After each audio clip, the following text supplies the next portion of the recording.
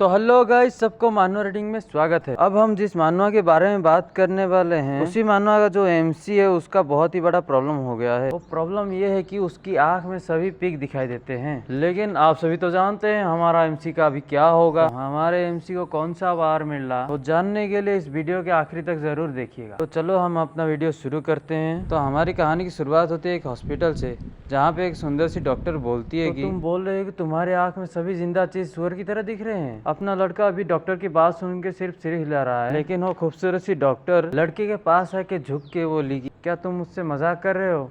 तो क्या मैं तुम्हारी आंख में पिग की तरह दिख रहा हूँ? फिर लड़का बिना कोई रिएक्शन दिए लड़की को बोलता है कि हाँ ठीक। फिर हमें एक पिग दिखाया जाता है। ये पिग और कोई नहीं, वही डॉक्टर है, क्योंकि हमारे लड़के की नजर में वो डॉक्टर ऐसे ही पिग दिखाई दे रही है। फिर डॉक्टर बोलती है कि ऐसी बीमारी के बारे में मैंने बिल्कुल नहीं सुना है। फिर डॉक्टर भाई के पास जाके अपने शर्ट का बटन खोल के बोलती है कि यार देखते हैं कि अब तुम्हारा बॉडी ठीक से काम कर रहा है कि नहीं, तो अब तुम क्या देख रहे हो? ये बोल के डॉक्टर ने अपने चेस्ट को खोल के दिखाया और सोचने लगी, मुझे भरोसा नहीं, मैं इतना सुंदर हूँ कि मैं इस पागल की आंख में भी पिग दिखाई दूंगी।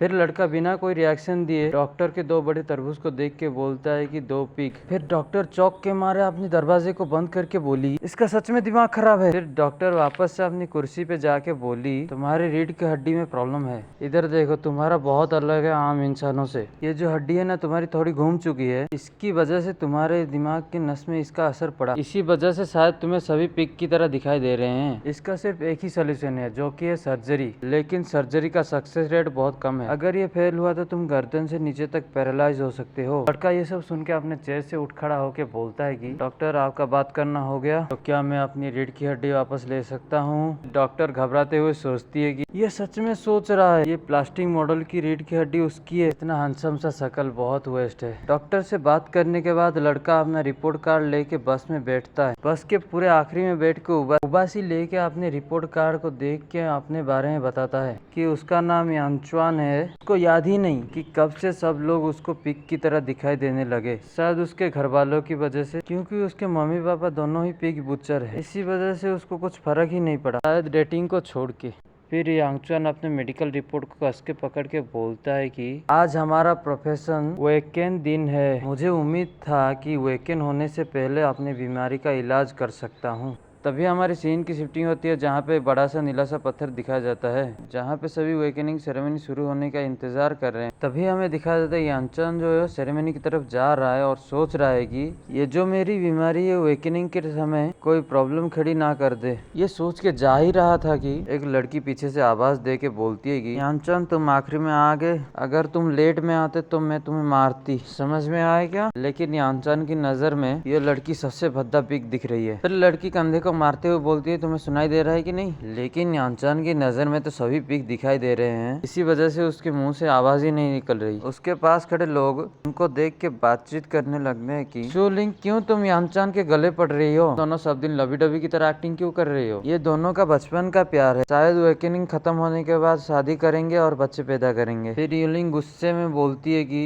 पागल की तरह बात मत करो। तो यांचन की तरफ देख के बोलती है कि यांचन उनकी बात मत सुनो। भाई पिग को इतने पास में देख के बहुत ज्यादा डर गया। तभी एक आदमी बड़े से पत्थर के पास खड़े होके बोलता है कि अभी एक लाइन में आओ, अभी सेरेमनी शुरू होने वाला है। फिर हमें पता चलता है वो आदमी और कोई नहीं स्कूल का प्रिंसिपल है। फिर प्रिंसिपल बोलता है कि इस सेरेमनी के टाइम पे तुम अपनी पूरी ताकत लगा देना प्रोफेशन वेकनिंग पे, क्योंकि इसी से तुम्हारी पूरी जिंदगी जुड़ी है। अगर कोई एडवांस कॉम्बैट और किस्मत बदल देने वाला कोई प्रोफेशन वेकन करते हो तो तुम जरूर चिंग चांग एकेडमी के लिए ग्लोरी लाओगे। फिर हमें दिखाया जाता है कि सभी स्टूडेंट एक एक करके लाइन में आने लगे। अब एक मोटा सा स्टूडेंट पत्थर पे अपने हाथ रख के प्रोफेशन देखता है, जो कि है life type intermediate metal worker. अपने प्रोफेशन को देख के स्टूडेंट बहुत घबरा जाता है। उसके साथ साथ प्रिंसिपल भी थोड़ा मायूस हो जाता है। उसके बाद वाला लड़का का लाइफ टाइप प्रोफेशन एडवांस हिलर, ये देख के लड़का पूरा अपने घुटने पे आ गया। फिर एक और स्टूडेंट का life time professional junior engineer. उन सब के बाद एक लाल वाला स्टूडेंट आता है, जो कि पत्थर को छूने से पहले ही डर के मारे कांपने लगता है। उसका हाथ पत्थर से रखने पे ही एक सुनहरे कलर की लाइट आती है और दिखाती है combat type profession rare tier shadowless blademan, जिसको देख के प्रिंसिपल भी शौक और उसके साथ साथ बाकी सभी लड़के शौक में आ जाते। फिर प्रिंसिपल आगे जाके स्टूडेंट का नाम पूछता है। स्टूडेंट एकदम से रॉक में खड़े होकर अपना नाम बोलता है, लू जैंग लॉन्ग। ये उस लाल वाला स्टूडेंट का नाम है। फिर प्रिंसिपल उसके कंधे पे हाथ रख के बोलता है कि अच्छा नाम है, अभी जाके रेस्ट लो, बाद में तुम्हारा फ्यूचर प्लान तुम्हारे घर पे आके डिस्कस करेंगे। फिर वो लाल वाला प्रिंसिपल को शुक्रिया करके जा रहा है। उसके पास खड़े स्टूडेंट बोलते हैं कि भाई लॉन्ग तुम मौसम हो। फिर प्रिंसिपल खड़े होके बोलता है कि अगला यांगचोंग। फिर यांगचोंग आराम से अपने प्रोफेशनल अवेकनिंग की तरफ जा रहा है। पीछे से लड़की उसको बोलती है गुड लक। प्रिंसिपल यांगचोंग को देख के सोचता है कि ये लड़का कुछ अलग दिख रहा है, इसका स्टेटस बहुत हाई है। नॉर्मल लोगों का सब मिला के 3 कंबाइन होता है, लेकिन इसका 10 से 3 गुना ज्यादा है। शायद कोई चमत्कार होने वाला है। तभी यांगचोंग अपने हाथ को पत्थर पे रखता है। फिर अचानक से पत्थर बहुत ही बड़ा रिएक्शन देता है और प्रिंसिपल चौंक के मारे बोलता है कि ये सुनहरा लाइट।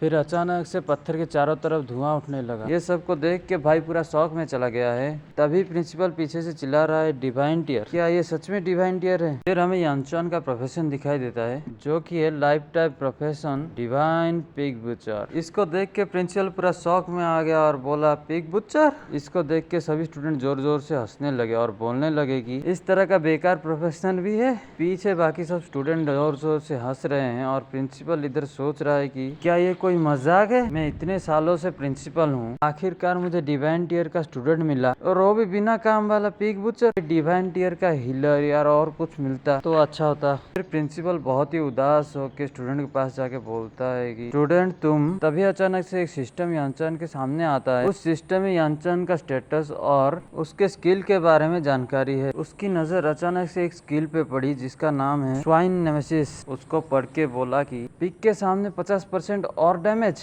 फिर यांगचोंग थोड़ा मुस्कुरा के बोला बीमार होना इतना भी बुरा नहीं है, क्योंकि मेरे लिए पूरी दुनिया पिग से भरी हुई है। उम्मीद है ये वीडियो आपको अच्छा लगा होगा। इसी तरह और वीडियो देखने के लिए चैनल को सब्सक्राइब करें और इसके अगले पार्ट के लिए कमेंट करना ना भूलिए। तो फिर मिलते हैं अगले वीडियो में।